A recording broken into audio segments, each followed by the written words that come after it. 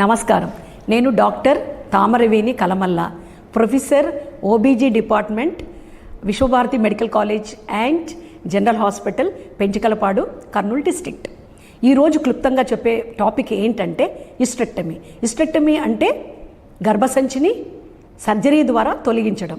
దాని కాజెస్ ఏంటంటే post menopausal bleeding ఒకటి, తర్వాత అబ్నార్మల్ బ్లీడింగ్ ఒకటి, tumours in uterus, tumours in ovary, endometriosis, carcinoma cervix, carcinoma uterus, carcinoma ovary, ఇలాంటివన్నీ ఉంటాయన్నమాట.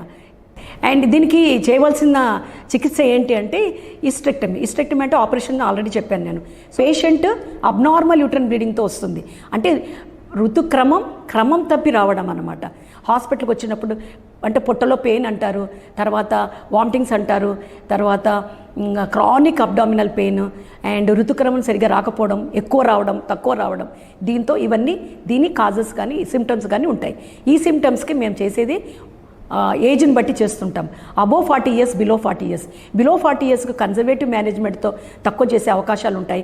అబోవ్ 40 years వాళ్ళకి, అంటే ఫ్యామిలీ కంప్లీట్ అయిన వాళ్ళకి హిస్టెక్టమీ అని చేస్తాం. హిస్టెక్టమీ అనేది 2 రకాలుగా ఉంటుంది: abdominal hysterectomy and vaginal hysterectomy. Abdominal hysterectomy అంటే పొట్ట మీద కోత వేసి యుట్రస్ని సర్జరీ ద్వారా తీసేయడం.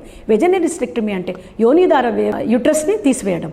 ఈ 2 రకాలుగా కాకుండా లాప్రోస్కోపిక్ హిస్టెక్టమీ అని, రోబోటిక్ హిస్టెక్టమీ అని రకరకాలుగా ఉంటాయి. దాన్ని పరిస్థితులను బట్టి, ఫెసిలిటీస్ని బట్టి, పేషెంట్ ఏజ్ని బట్టి అవన్నీ చేస్తూ ఉంటాం.